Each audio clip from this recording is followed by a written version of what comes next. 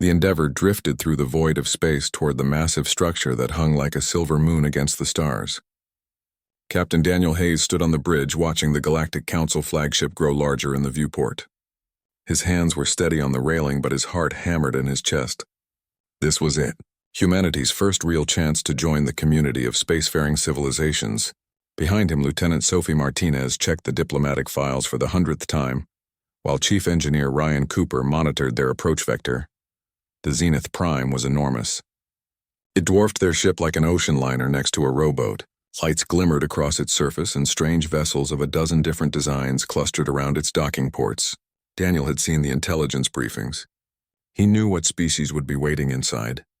The reptilian Draxians with their scales like armor plating, the insectoid Krell with their hive mind and razor claws, the bird-like Skrell who could survive in atmospheres that would choke a human in seconds. All of them stronger, faster, more durable than any human could hope to be. Sophie stepped up beside him. Her voice was quiet. "Daniel, we're being hailed." He nodded and straightened his uniform. "Open a channel." The screen flickered to life, showing a towering reptilian figure, High Commander Vex of the Draxian Empire. His scales were deep crimson and his eyes were cold yellow slits. Behind him, Daniel could see other figures moving in the shadows. The commander's lips pulled back, revealing rows of sharp teeth. "Human vessel, you may dock at Port 17. Your delegation will be escorted to the council chambers. Do try not to damage anything. Your kind seems rather fragile." The transmission cut off before Daniel could respond. Sophie frowned. "That was rude." Ryan snorted from his station. "Get used to it. From what intelligence gathered, these species don't think much of us. We're the new kids. The weak ones." Daniel turned to face his crew. "Then we show them they're wrong. We might not be the strongest or the fastest, but we're here. We made it to the stars just like they did. That counts for something." The docking procedure went smoothly despite Ryan's grumbling about alien technology that didn't match human standards. When the airlock finally cycled open, 2 Draxian guards stood waiting. They were massive creatures easily 7 feet tall with muscles that rippled beneath their scales. Energy weapons hung at their sides. One of them gestured with a clawed hand. "Follow, do not stray. Do not touch anything." They walked through corridors that seemed designed for giants. Sophie had to take 2 steps for every one of the guards. The walls were covered in symbols from a dozen languages. Creatures of various species moved past them, some pausing to stare at the humans with expressions that ranged from curiosity to something that looked like contempt. A small furry being with 6 limbs chittered, something that made its companion laugh. Daniel kept his face neutral and his eyes forward. The council chamber was a vast circular room with a domed ceiling that showed the stars above. 12 platforms ringed the space, each one holding representatives from different species. In the center was a smaller platform, clearly meant for those being judged. Daniel felt his stomach tighten as he stepped onto it with Sophie and Ryan flanking him. High Commander Vex spoke first. His voice boomed through the chamber. "Humans, you have petitioned for membership in the Galactic Council. You claim to have achieved interstellar travel. You claim to have established colonies on multiple worlds. You claim to be ready to join the community of civilized species. These claims must be verified," a new voice spoke. This one was strange and clicking like insects communicating. Daniel looked up to see a massive creature that resembled a praying mantis but larger and covered in gleaming chitin. "Hive Speaker Zara of the Krell, we have reviewed your biological data. Your species is remarkably fragile, thin skin, weak bones, limited temperature tolerance. You require constant hydration and nutrition. How do you survive?" Sophie stepped forward. Her voice was steady. "We survive through intelligence and cooperation. What we lack in physical strength we make up for in adaptability and innovation." A sound like bird laughter filled the chamber. Wing Leader Talon of the Skrell ruffled his feathers. "Adaptability. How charming. Tell me, little human, would you adapt to this?" The temperature in the chamber suddenly spiked. Daniel felt sweat break out across his skin. The air became thick and hard to breathe. Around them, the alien representatives seemed unaffected. 30 seconds passed, then 60. Sophie's face was red and Ryan was breathing hard. Daniel forced himself to remain standing even as his vision began to blur. "Enough." Commander Vex's voice cut through the heat. The temperature returned to normal. "You see council members. Fragile.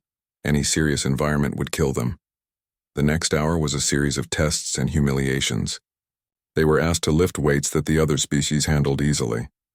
Daniel managed barely half of what a Draxian guard lifted with one hand.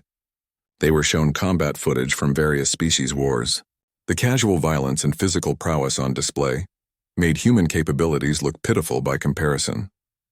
They were questioned about their military strength, and their answers were met with barely concealed amusement. Wing Leader Talon spoke again. His tone was mocking.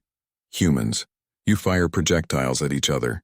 Simple bullets. You fight in atmospheric conditions only. You have no energy shields, no plasma weapons, no genetic enhancements. Tell me, why should the Council accept such a primitive species? Daniel felt anger rise in his chest, but he kept his voice calm. We may not have your technology yet, but we're learning. We're growing. We've survived everything our world threw at us. Disease, predators, natural disasters, each other. We're still here. That should tell you something about human determination. Hive speaker Zara's mandibles clicked together. Determination. What a quaint concept. Determination does not stop claws. Determination does not prevent death. You are prey species that somehow reached space. Nothing more. The Council deliberated for less than 10 minutes. Commander Vex delivered the verdict. Humanity. Your application for Council membership is denied. You lack the physical capabilities and military strength required. However, we are not without mercy. The Draxian Empire offers you protected status. You will become a client race under our supervision. We will defend you, guide you. In time, perhaps you will evolve into something more capable. Daniel's hands clenched into fists. He looked at Sophie, then at Ryan. Both of them had the same expression, anger mixed with determination. He turned back to face the Council. With respect, Commander, we decline your offer. Humanity did not reach the stars to become anyone's client race. We came here as equals, seeking partnership, not patronage. If you cannot see our value, that is your failure, not ours. The chamber went silent. Several species representatives leaned forward, clearly shocked by a human daring to speak so boldly. Commander Vex's eyes narrowed. You would refuse our protection? How foolish. The galaxy is dangerous, human. Your fragile species will not survive without stronger allies. Daniel met his gaze without flinching. Then we will find out together, Commander. Because here is something you should know about humans. We do not submit easily. We do not give up. And we do not forget. You have judged us weak. You have mocked our biology. You have treated us like children who stumbled into adult affairs. Perhaps you are right.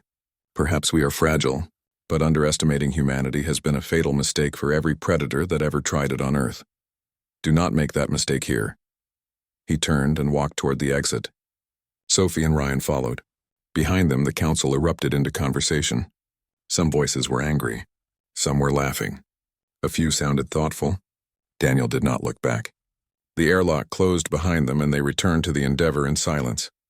As their ship pulled away from the Zenith Prime, Ryan finally spoke. That went well. Sophie actually smiled. They have no idea what they just did. Rejecting us. Mocking us. They just made enemies of the most stubborn species in the galaxy. Daniel watched the massive Council flagship shrink in the viewport.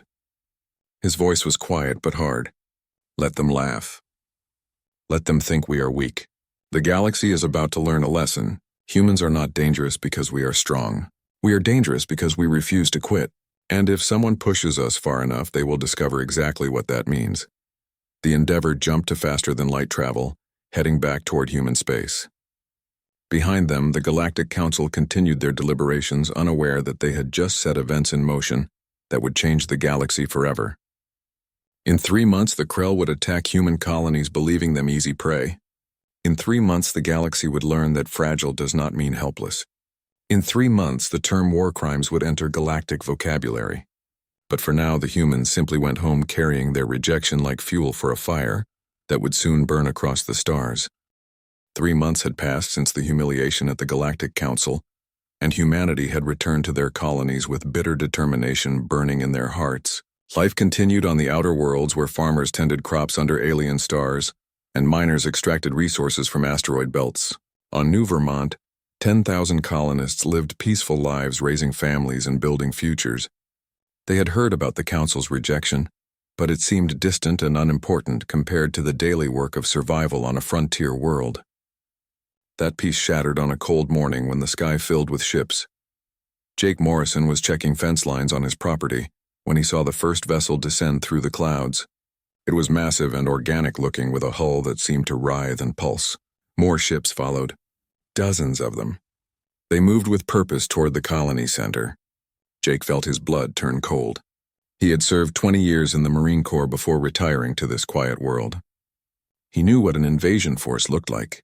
He ran for his house where his old service rifle hung on the wall. The Krell dropped from their ships like a nightmare made flesh. Each warrior stood 7 feet tall with forearms ending in claws that could shred metal. Their exoskeletons gleamed black and green in the sunlight. Compound eyes reflected the world in thousands of facets. Mandibles clicked and clattered as they communicated with each other. The hive mind had decided that humans were easy prey, weak, soft things that would fall quickly. The resource-rich colonies would belong to the Krell within weeks. That was the plan. The first Krell warrior that entered the colony square was met by Mayor Helen Price. She stood in the open with her hands raised, trying to establish communication. The warrior looked at her for 3 seconds, then casually backhanded her across the square. Her body hit a wall with a sickening crack. The Krell began their systematic sweep through the colony, expecting screams and surrender. They got something else entirely. Jake Morrison appeared on a rooftop with his rifle. His first shot took a Krell warrior in the eye. The creature shrieked and stumbled. 2 more shots and it fell. Jake did not stop to admire his work. He moved to a new position even as return fire tore through where he had been standing. All across the colony, other veterans and hunters were grabbing weapons. The Krell had expected sheep. They found wolves. Sarah Mitchell had been a combat medic before coming to New Vermont. When the Krell broke into the school where children were sheltering, she did not hesitate. The improvised explosive device she had assembled from fertilizer and fuel caught 6 warriors in the blast. The explosion echoed across the colony. Sarah grabbed the children and ran for the evacuation tunnels while Krell warriors shrieked behind her. One caught her at the tunnel entrance. Its claws raked across her back, tearing flesh. Sarah turned and jammed a flare gun against its mandibles and fired. The warrior fell back, screaming. She pushed the children into the tunnel and collapsed the entrance with her last grenade. The Krell had never encountered anything like this. Prey species ran when attacked. They surrendered when wounded. These humans did neither. A Krell warrior named Striker 6 cornered a human male who had lost his arm to claw strikes. The human should have been in shock, should have been dying. Instead, he detonated an explosive vest, taking Striker 6 and 3 other warriors with him. The hive mind registered confusion. This was not prey behavior. This was something else. Jake Morrison organized the surviving colonists into small groups. They used their knowledge of the terrain to set ambushes. The Krell were stronger and faster, but they expected conventional combat. When a squad of warriors entered the industrial district, they found themselves in a maze of machinery and shadows. Jake's people hit them from above and below using makeshift spears and Molotov cocktails. The Krell killed many humans, but they lost warriors too. The exchange rate shocked Hive Speaker Zara when she reviewed the combat data. 30 Krell warriors dead for every 100 human casualties. This was supposed to be extermination, not war. On the colony's western edge, Lisa Grant commanded the evacuation of civilians to the underground shelters. She had been a naval officer before retirement, and she understood tactics and sacrifice. When Krell forces broke through the defensive perimeter, she made a decision that would echo across the galaxy. The colony had a series of large silos used for grain storage. Lisa had filled them with fuel and oxidizer. As the Krell warriors poured through the breach, she triggered the detonation remotely. The explosion consumed 3 city blocks and killed over 200 Krell warriors instantly. It also killed 40 humans who had been holding the line. Lisa watched from her command post with tears streaming down her face. Then she organized the next defensive position. The battle for New Vermont lasted 6 days. In the end, the Krell took the colony, but the cost horrified them.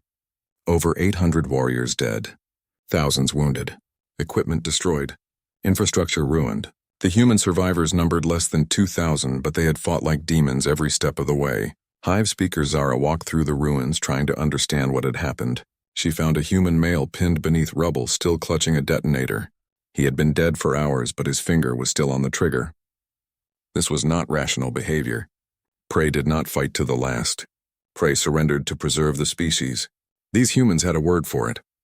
They called it spite. News of New Vermont reached other human colonies within hours. The response was not fear but rage.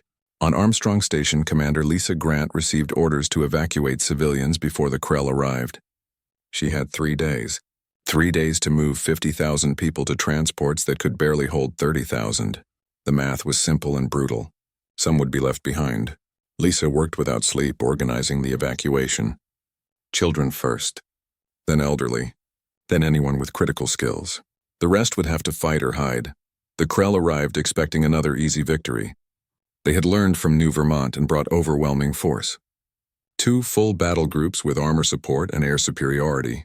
They surrounded Armstrong Station and demanded surrender. Lisa's response was transmitted on all frequencies. Come take it. The battle was desperate from the first moment. Human defenders used every trick and weapon they could improvise. When Krell forces breached the outer walls, Lisa triggered explosive decompression in 3 entire sections of the station. Atmosphere vented into space, carrying Krell warriors with it. They tumbled into the void, their exoskeletons cracking in the extreme cold. The humans in those sections died too, volunteers who had chosen to stay behind knowing what would happen. The Krell hive mind experienced something it had never felt before. Horror at the enemy's willingness to die. Jake Morrison survived New Vermont and immediately volunteered for the defense of the next colony. He carried his rifle in his rage. During a briefing with other veterans, he spoke quietly. They think we're weak because we break easy. They don't understand that humans learned to fight on a world that tried to kill us every single day. We're not strong like them. We're mean. There's a difference. The pattern repeated across human space. Every colony the Krell attacked turned into a bloodbath. The humans lost more people in absolute numbers, but the Krell lost warriors at rates that threatened the hive's military capacity. On New Boston, a schoolteacher named Ruth Parker led children in building barricades and traps. When Krell warriors finally broke through, they found the children armed with sharpened metal and acid from chemistry labs. Ruth died defending her students, but she took 4 warriors with her. The children survived. By the 3rd month of the invasion, Hive Speaker Zara reported to the hive mind that something was fundamentally wrong with their intelligence about humans. These creatures did not fight by any rules the Krell understood. They used weapons that violated honor codes. They booby-trapped their own dead. They destroyed infrastructure rather than let it be captured. They fought wounded. They fought dying. Most terrifying of all, they seemed to prefer death to surrender. The hive mind processed this information and reached a conclusion that it had never considered before. Perhaps physical weakness was not the same as vulnerability. The Krell continued their invasion because the hive mind could not admit error. To retreat now would mean accepting that the weakest-looking species in the galaxy had stopped them. Pride demanded they continue. But among the individual warriors, fear began to spread.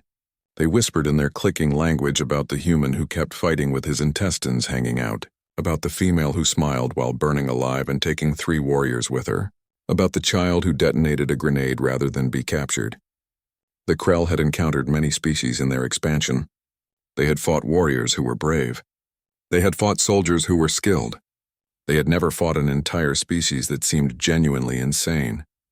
Jake Morrison stood in the ruins of another colony looking at the bodies of Krell and human alike. A reporter from Earth had somehow made it to the war zone and asked him why humans kept fighting when they were so clearly outmatched physically. Jake was quiet for a long moment. Then he spoke. "Lady, you're asking the wrong question. It's not about matching them. It's about making them pay for every inch. My granddad told me stories about Earth's wars, about soldiers who held positions they knew they couldn't keep, about pilots who flew missions they knew were suicide, about cities that burned rather than surrender. That's not weakness. That's human nature. We know we're fragile. We know we die easy. So when someone pushes us, we push back twice as hard, because we got nothing to lose. These bugs thought they could just walk over us. They're learning different. They're learning that killing a human is easy. Stopping humans is impossible." The Galactic Council watched the war with growing concern. The Krell had been expected to crush humanity quickly. Instead, the conflict dragged on with casualties mounting on both sides. Some species began to wonder if they had misjudged humans. Others insisted it was just desperation and would end soon. But in private communications between ambassadors, a new tone emerged. Uncertainty. And underneath that uncertainty was something else.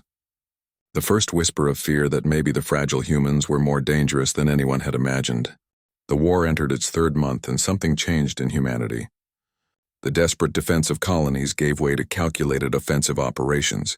Admiral Patricia Ford stood in the command center of Earth's military headquarters, surrounded by screens showing fleet positions and battle projections. Beside her, General Marcus Cole reviewed ground operation reports. They had spent weeks studying Krell tactics and biology. They had interviewed survivors and analyzed captured equipment. Now they understood their enemy. More importantly, they understood how to hurt them. Patricia looked at her assembled officers. Her voice was calm and cold. Gentlemen and ladies, the Krell came to our worlds expecting easy prey. They have learned, we bite back. Now we teach them what happens when you corner a human. We stop playing defense. From this moment forward, we take the fight to them. Captain Kevin Price commanded a small fleet of frigates operating near Krell supply lines. He had studied ancient naval warfare from Earth's oceans. The principle was simple. An army travels on its stomach. Cut the supplies and the army starves. Kevin's innovation was using civilian freighters as weapons.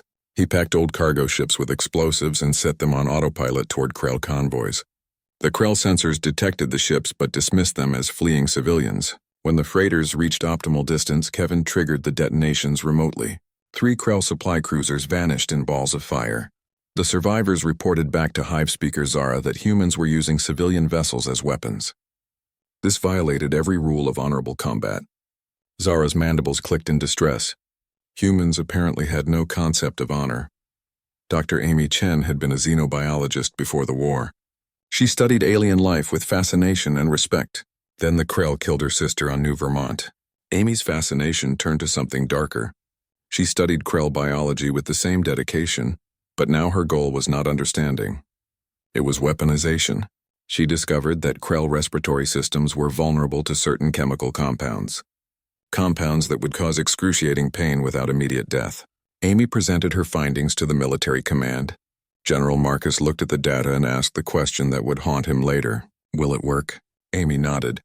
It will make them suffer. Marcus approved the production. The first chemical attack hit a Krell forward base on the colony world of New Terra. Shells filled with Amy's compound rained down on Krell positions. Within minutes, warriors began convulsing. Their respiratory spiracles burned. They could not breathe properly, but they did not die quickly. The hive mind felt their agony through the neural connection. Thousands of warriors experiencing synchronized pain. The base was evacuated, but the Krell had to carry their wounded. Resources that should have gone to combat operations now went to medical care. The hive mind recognized this for what it was. Humans were deliberately creating wounded rather than dead to strain Krell logistics. Lieutenant Paul Jackson fought on the ground where the war was personal and brutal. He had lost friends to Krell claws. He had watched good people die in agony. Paul understood something about the Krell that others had missed. They recovered their dead. Every fallen warrior was retrieved and taken back to be absorbed into the hive biomass. It was sacred to them. Paul decided to make it deadly. He started with simple tripwires attached to Krell corpses. When recovery teams tried to retrieve bodies, the explosives detonated. After the third such trap, Krell warriors began to fear their own fallen. Paul escalated. He rigged bodies with delayed charges. Recovery teams would take the corpse back to base, and hours later it would explode. The psychological impact was devastating. The Krell stopped recovering all their dead immediately. They waited. They studied each body. The delays and cautions slowed their operations. High Commander Vex of the Draxian Empire watched the war through intelligence feeds. He sent encrypted reports to the Galactic Council describing human tactics with growing alarm. The humans, he wrote, fight without limitation. They use terror as a weapon. They exploit cultural practices against their enemies. They show no restraint and follow no code. This is not warfare as we understand it. This is something else, something primal and vicious. I recommend immediate council intervention before this conflict spreads. Major Nicole Barnes led a strike force deep into Krell territory. Her target was not a military installation. It was a breeding world where young Krell were raised before joining the hive. Attacking breeding grounds was considered the ultimate taboo in galactic warfare. Species might war with each other, but you did not target children. Nicole did not attack the breeding facilities directly. Instead, her forces destroyed the agricultural infrastructure surrounding them. Warehouses burned. Processing plants exploded. Transport networks were systematically demolished. The breeding world could still function, but feeding the young became a crisis. The hive mind had to divert resources from military operations to prevent starvation. When the Galactic Council learned of this operation, 3 species demanded humanity be sanctioned. Patricia Ford's response was brief. They started this war. They attacked our children first. We are simply more efficient. The term war crimes began appearing in council communications. Species debated what laws applied when one party refused to acknowledge any rules. The Draxians argued that allowing human behavior to continue would set a dangerous precedent. The Skrell pointed out that technically the Krell had violated council law by attacking humans without provocation. Hive speaker Zara attended a council session via hologram. Her compound eyes showed stress patterns as she spoke. The humans do not fight like civilized beings. They use chemical weapons. They booby-trap corpses. They target agricultural systems.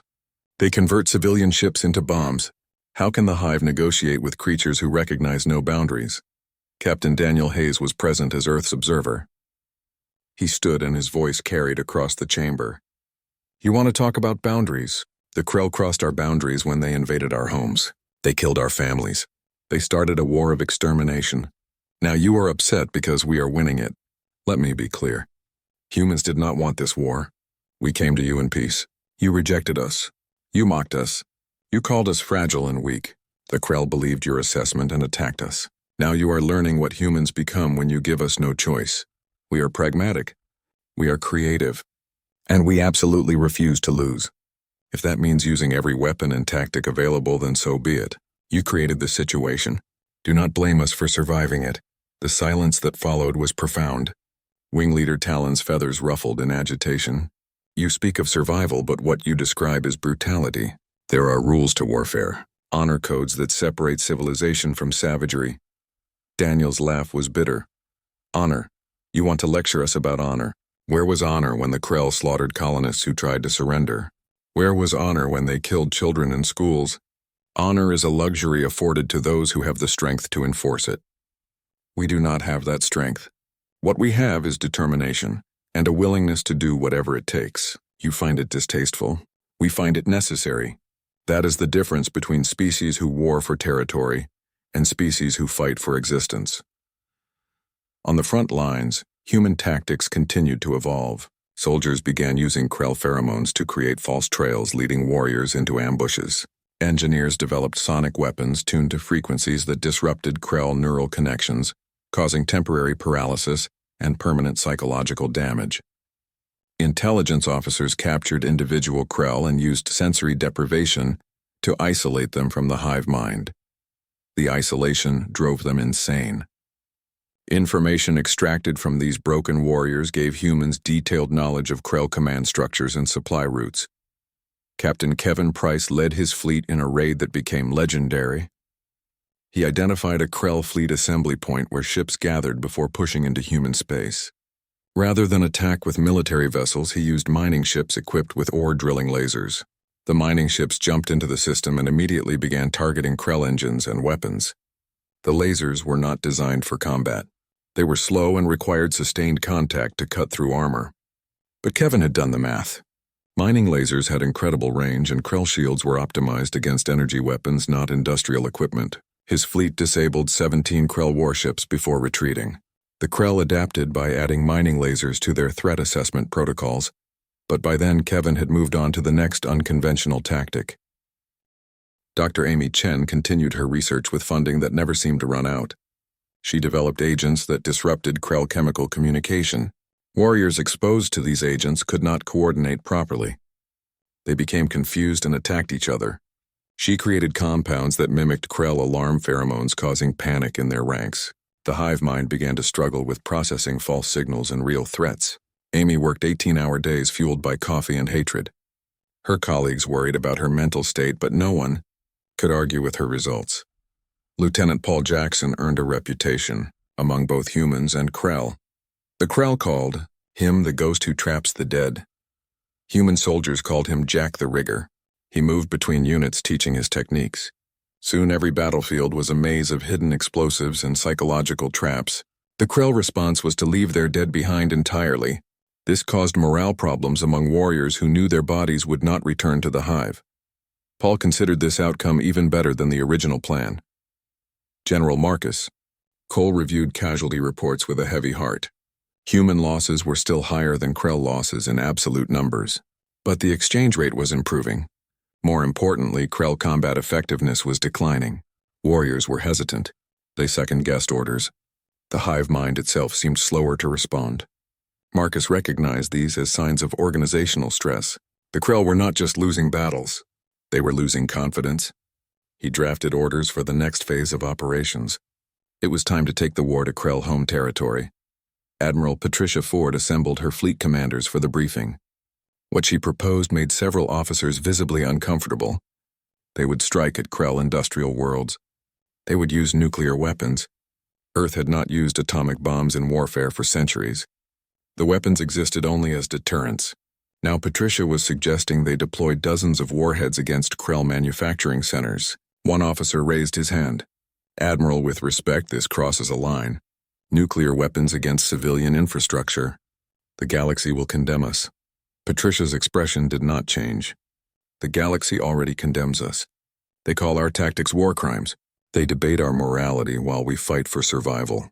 I am not concerned with what the Council thinks. I am concerned with ending this war before more humans die. The Krell understand strength. We will demonstrate strength in terms they cannot ignore. Prepare the strike packages. We launch in 72 hours. Commander Gregory Scott sat in the cockpit of his bomber watching the countdown timer tick toward 0. Around him in the darkness of space, 40 other human vessels waited in formation. Each ship carried nuclear warheads. Not the small tactical weapons used for mining asteroids. These were strategic weapons pulled from deep storage facilities on Earth. Weapons designed to destroy cities. Behind Gregory's formation, 3 more strike groups waited at different coordinates. This was Operation Hammerfall.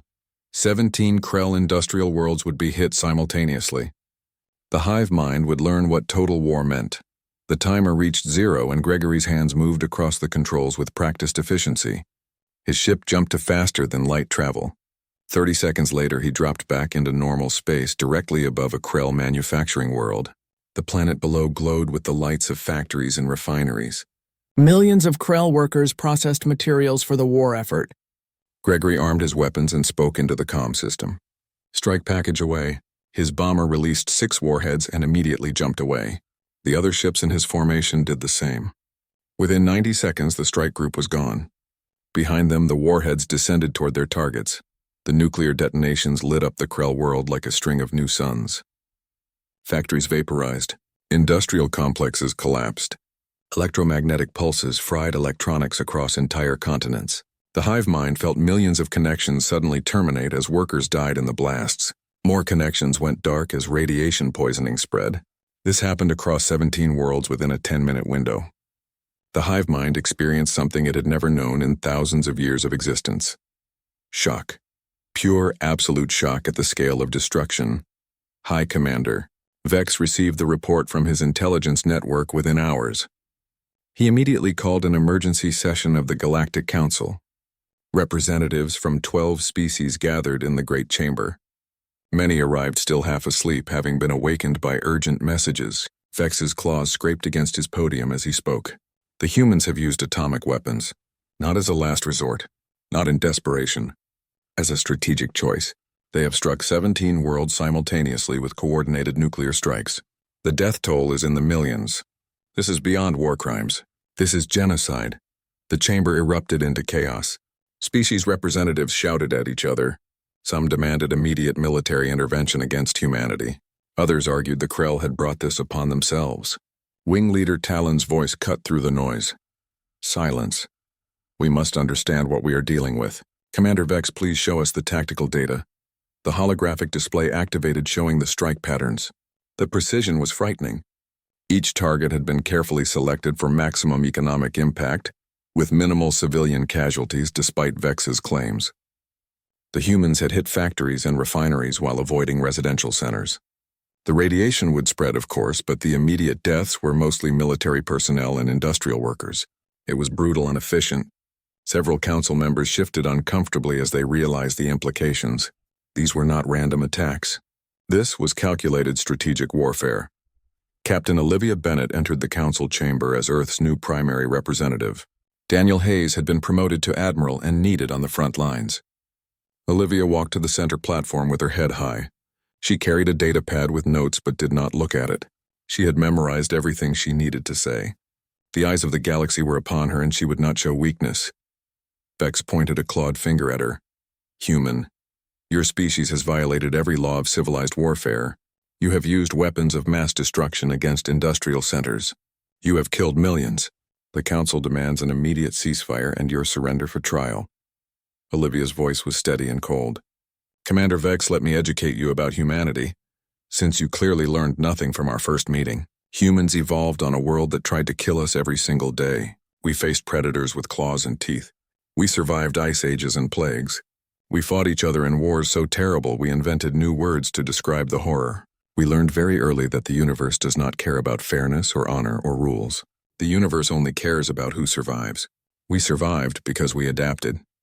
We learned to use every advantage no matter how terrible. Fire, disease, poison. We used them all because the alternative was extinction. She turned slowly, making eye contact with each council member. The Krell attacked our colonies without provocation. They killed our families. They hunted our children. You did nothing. You sat in this chamber and debated while humans died. Now we have shown the Krell that we will not die quietly. We will not roll over and accept extermination. Yes, we use nuclear weapons. We use them because they work.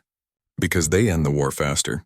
Because every day this war continues, more humans die, and we will not accept that. You call it genocide. We call it survival, Hive Speaker. Zara's hologram flickered in the chamber. Her mandibles clicked rapidly in distress. The human speaks of survival but demonstrates only capacity for destruction. The Hive did not understand what humanity was. We see clearly now. You are a plague species. You corrupt everything you touch with your violence and your refusal to follow any code. Olivia smiled, and it was not a pleasant expression. You are absolutely right, Speaker Zara. We are a plague. A plague on those who threaten us. You wanted to exterminate humanity because you thought we were weak. You discovered we are not weak. We are mean. There is a saying on Earth. Do not mistake kindness for weakness. We came to this council in peace. We offered friendship. You rejected us. The Krell attacked us. Now you are all learning what humans become when you give us no choice. Wing Leader. Talon ruffled his feathers nervously. Representative Bennett, the council must ask a difficult question. What would prevent humanity from using these tactics against council members? If we anger you, will you destroy our worlds as well? The chamber went silent, waiting for her answer. Olivia took her time responding. She wanted them to feel the weight of the question. Finally, she spoke. That is the right question, Wing Leader. The answer is simple. Choice. We chose peace before. We chose to approach you with diplomacy. We chose to respect your laws even when you showed us no respect.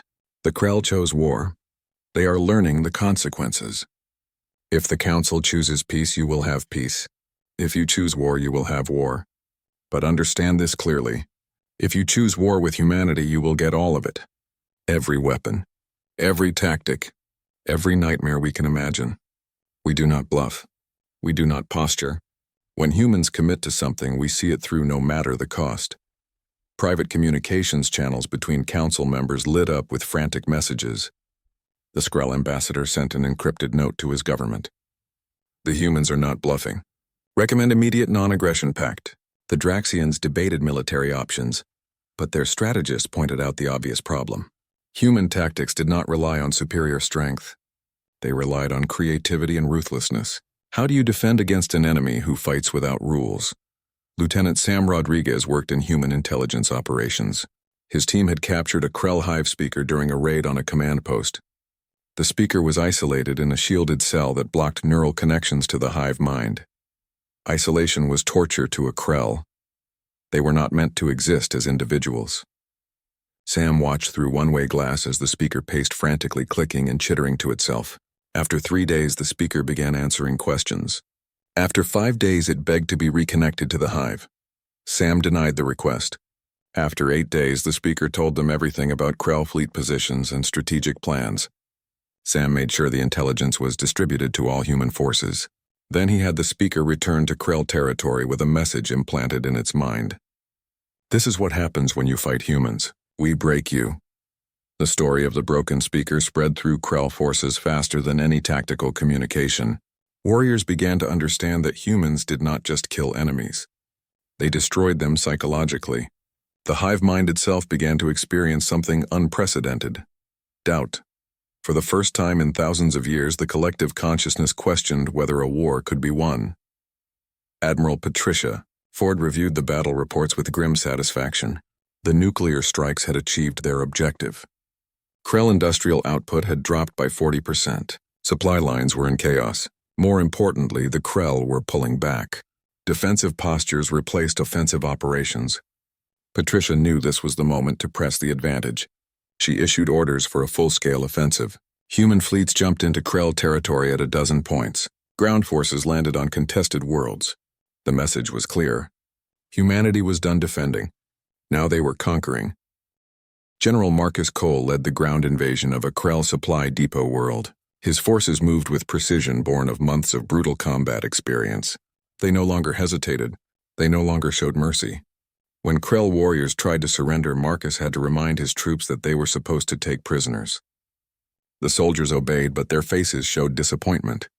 This was what months of total war did to people. It turned civilized humans into efficient killers. On Earth, citizens watched news broadcasts showing human victories.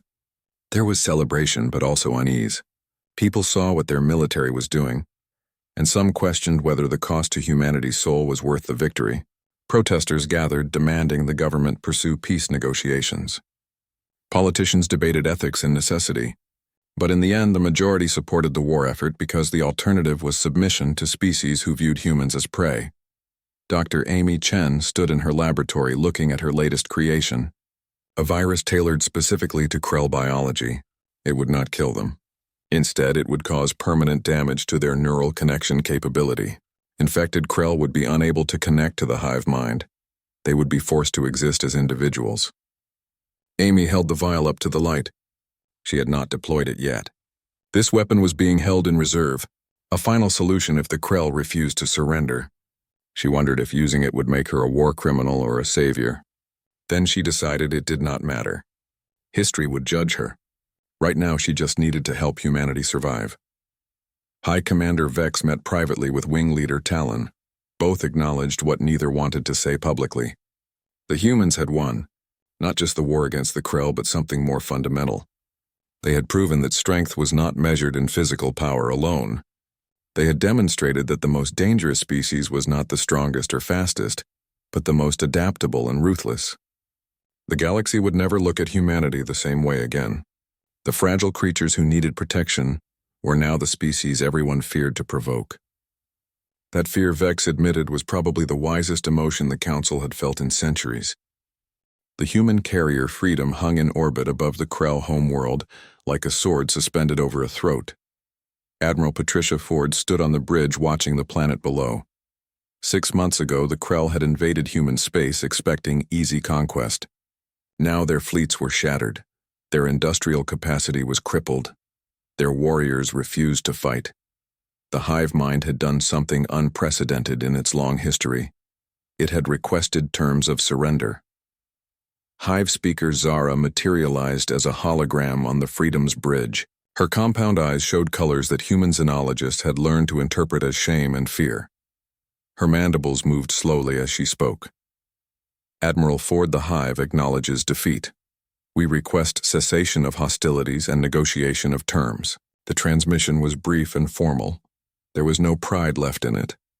No defiance. Just the exhausted acceptance of a species that had learned too late what humanity was capable of. Patricia looked at the hologram without emotion. Speaker Zara, you will present yourself aboard this vessel in person within 12 hours. You will bring authorization to negotiate a complete and unconditional surrender. You will bring detailed information about all Krell military assets and territorial claims. Failure to comply will result in resumption of offensive operations. We are done with half measures. You started a war of extermination. You will accept the consequences. The hologram flickered and vanished. Patricia turned to her staff officers. Prepare the treaty room. Full military honors but maximum security. I want every weapon system ready to fire if this is a trick. Captain Olivia Bennett will handle the diplomatic aspects, but make no mistake. This is a surrender, not a negotiation. 12 hours later, Hive speaker Zara arrived in a small, unarmed shuttle. She was accompanied by 2 other Krell officials but no guards. Human Marines escorted them through the Freedom's corridors. Crew members stopped to watch as the Krell passed. These were the enemies who had killed human colonists, who had hunted children, who had promised to wipe humanity from the galaxy. Now they walked with their heads low and their claws retracted. The symbolism was not lost on anyone. The treaty room had been prepared with careful attention to detail. A long table dominated the center. On one side sat Captain Olivia Bennett, flanked by Admiral Patricia Ford and General Marcus Cole. On the other side, chairs had been modified to accommodate Krell physiology. Cameras recorded everything. This moment would be studied by historians for generations. Zara entered and stood before the table. She did not sit. In Krell culture, standing before a seated opponent was a sign of submission. Olivia gestured to the chairs. "Please sit, Speaker Zara. Let us conclude this matter with whatever dignity remains." Zara sat slowly. Her voice was quiet when she spoke. "The Hive underestimated humanity. We saw your physical fragility and assumed weakness. We did not understand that humans measure strength differently. We did not know about your capacity for violence, your willingness to use any weapon, your refusal to surrender. We know now. The cost of that knowledge is measured in millions of Krell lives." General Marcus placed a datapad on the table. "These are our terms. The Krell will withdraw from all human territories immediately. You will provide full reparations for damages caused during the war. You will submit to human inspection of your military facilities to ensure compliance. You will release all human prisoners and provide information about casualties. You will formally acknowledge human sovereignty and agree to a demilitarized zone between our territories. These terms are not negotiable." Zara's mandibles clicked softly as she reviewed the document. The terms were harsh but not genocidal. Humans could have demanded complete dismantling of Krell military forces. They could have occupied Krell worlds. They could have insisted on regime change. Instead, they demanded security guarantees and compensation. It was the behavior of a species that understood victory, but still recognized restraint. Zara pressed her claw to the signature pad. "The Hive accepts these terms." The signing took less than 10 minutes. 6 months of war, millions dead, entire colonies destroyed, all reduced to signatures on a document. Patricia watched Zara sign and felt no satisfaction, only exhaustion. She had done what was necessary to protect humanity, but the cost would haunt her. The weapons they had used, the tactics they had employed, the lines they had crossed. There was no going back from that. News of the surrender reached the Galactic Council within hours. High Commander Vex called another emergency session. This time, the mood was different. Fear mixed with grudging respect. The humans had not just won a war. They had fundamentally altered the balance of power in the galaxy. Wing Leader Talon spoke first. "The question before this council is simple. What do we do about humanity? They have proven themselves the most effective military force in known space. They fight without honor but with devastating efficiency. They must be brought into the council, or they will eventually become a threat to all of us." The debate lasted for 3 days. Some species wanted to isolate humanity. Others argued for immediate integration. The compromise was a formal invitation to join the council as full members with voting rights. In exchange, humanity would agree to share their defensive technologies and help establish new security protocols. The vote passed by a narrow margin. Those who voted against it did so not out of hatred but out of fear. Fear that humanity would change the galaxy in ways they could not predict. Captain Olivia Bennett received the invitation while still aboard the Freedom. She read it twice to make sure she understood correctly. 6 months ago, humans had been rejected as too weak. Now they were being invited to join as equals. The irony was not lost on her. She accepted the invitation on behalf of Earth and prepared to address the council one final time. The council chamber was packed when Olivia arrived. Every species had sent representatives to witness this moment. She walked to the center platform where months ago Daniel Hayes had stood and been humiliated. Now she stood there as the representative of a species the galaxy feared. Her voice carried clearly through the vast space. Members of the Galactic Council, humanity accepts your invitation to join. We do so not with pride, but with understanding of what our membership means. 6 months ago, you rejected us because we were fragile, because we lacked physical strength, because we seemed weak. The Krell shared your assessment and attacked us. They learned that humans are not weak. We are adaptable. We are creative. We are absolutely ruthless when our survival is threatened. These traits make us dangerous. We know this. You know this now. She paused and looked around the chamber, making eye contact with as many representatives as possible. But here is what you must also know. Everything we did in this war we did because we had to, not because we wanted to. Humans understand the difference between capability and desire. We can be monsters when necessary, but we choose to be civilized when possible. The Krell gave us no choice. We showed them war. Now we want to show you peace. Wing Leader Talon's voice came from his platform. Beautiful words, Representative Bennett. But how can we trust that humanity will not turn these weapons and tactics against Council members? Your people have proven they will do anything to survive. Olivia nodded. That is the right question. The answer is in our history. Humans have fought among ourselves for thousands of years. Terrible wars. Weapons that could destroy our entire world. But we stopped. We looked at what we were capable of and chose a different path. Not because we lost the ability to make war, because we decided peace was worth more. We are offering the same choice to the galaxy. Work with us, and you will have loyal allies who will defend Council interests with the same ferocity we defended our own worlds. Betray us and you will discover what the Krell learned. We do not forget. We do not forgive. But we prefer not to have to teach that lesson again. High Commander Vex spoke and his voice carried resignation. The humans speak plainly. Perhaps too plainly, but they speak truth. The galaxy has changed. We can either adapt to include humanity or we can repeat the Krell's mistake. I vote for adaptation. The formal ceremony admitting humanity to the Galactic Council took place 1 week later. Captain Daniel Hayes attended along with a delegation from Earth. They took their place among the other species and listened as the Council Charter was read. When it came time for the human representative to speak, Olivia stood once more. Humanity joins this council with hope for the future. We have shown you what we can do in war. Now let us show you what we can do with peace. We offer our technology, our creativity, our determination. We ask in return only what we asked before, to be treated as equals, to be respected, to have our sovereignty recognized. 6 months ago you denied us because we seemed weak. Today you accept us because you know we are strong. Perhaps someday you will value us not for our capacity for violence, but for our capacity to choose peace despite that capacity. She sat down and the chamber erupted in mixed reactions. Some species applauded, others sat in silence. The Krell delegation was not present. They had been granted time to rebuild before participating in council affairs. But recordings of the ceremony would be sent to the hive mind. Zara would watch and remember what pride had cost her people.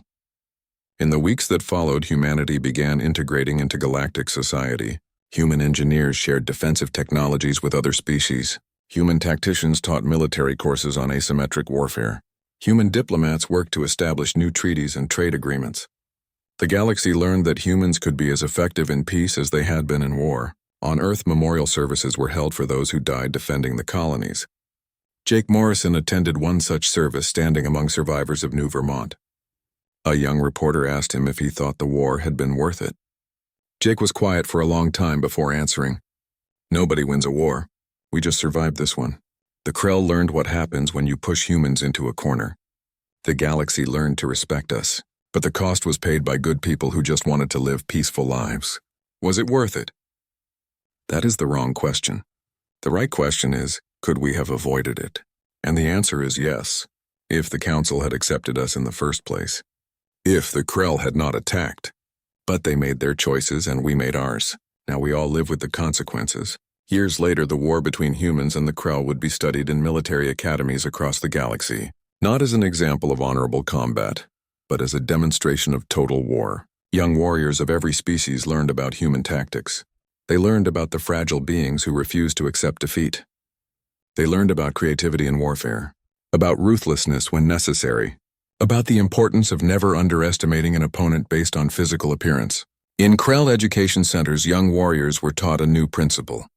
It became the first lesson of their training before combat techniques or weapon systems.